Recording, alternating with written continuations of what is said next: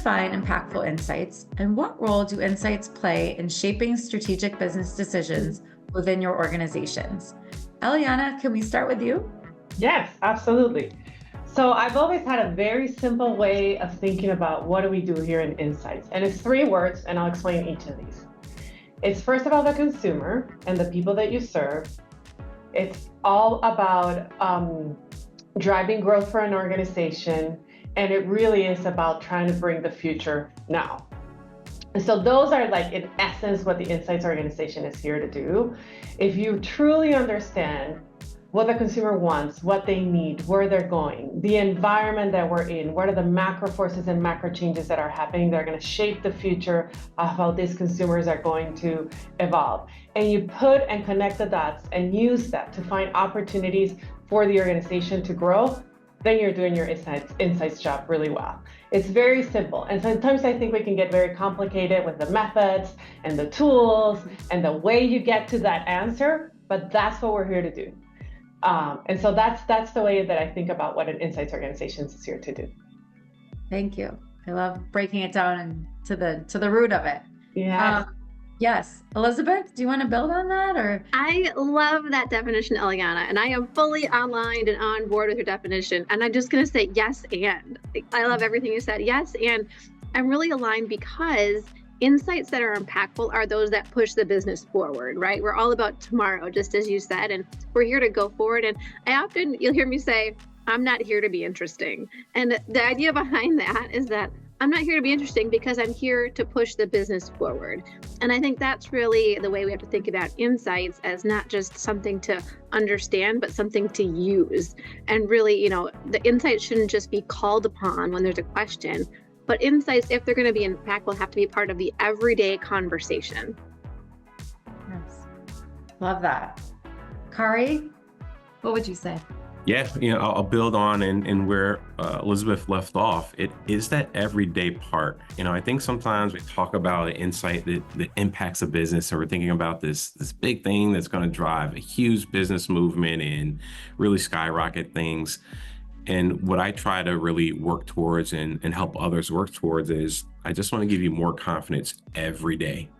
It can be a small insight that's building your confidence on the next question you want to ask. It might build your confidence on knowing a little bit more about your consumer or your business or the competitive landscape.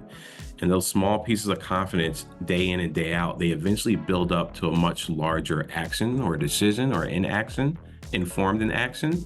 And it gets to a point where you might have a kind of a pinnacle or kind of capstone insight. But underneath that, there are hundreds, if not thousands, of small, tiny insights that we have to weave together, making those connections, because we have the opportunity to work across kind of a learning ecosystem. Like Eliana said, there's a lot of methods and approaches and techniques, and we can nerd out on that. It's our job behind the scenes that we weave those together and we start surfacing up those small insights every day. And over time, you'll get to a big one that's going to drive, like Elizabeth said, actions, move the business forward, move the growth. Eliana said, bring the future to now. Those small ones will add up to the big ones. That's how I like to think about insights. I love that. Yeah, it's not about finding that big one, but it's a journey, right? It's a continuous journey.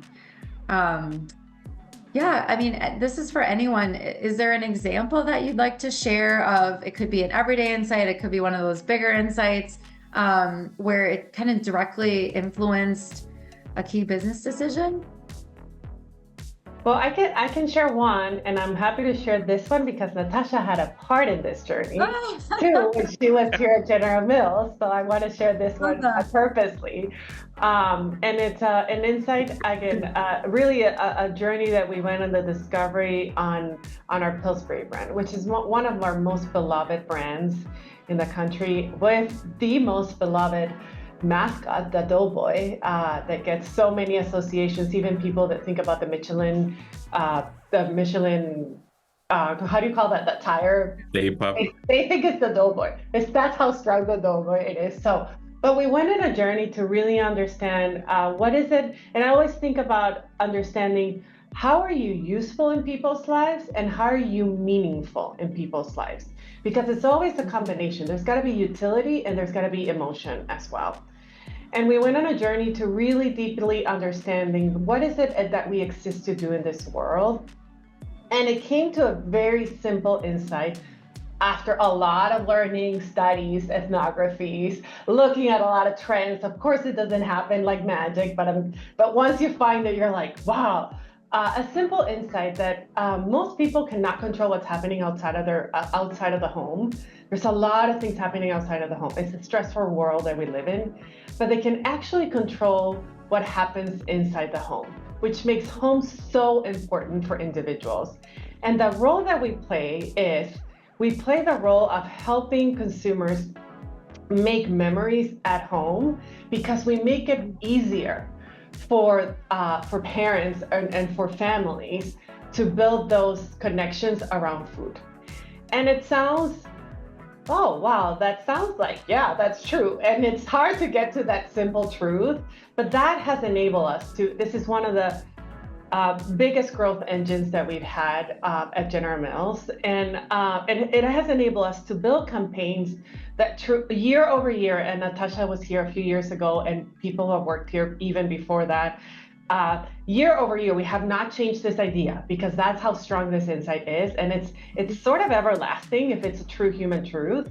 We have not changed it. And year over year, it has allowed us to build not only really emotional pieces of marketing and advertising, but also incredible utility in all the ways that you can use the different Pillsbury products into building recipes that are super easy and that will make those memories even stronger for our families. So, for example, Halloween is coming up next week.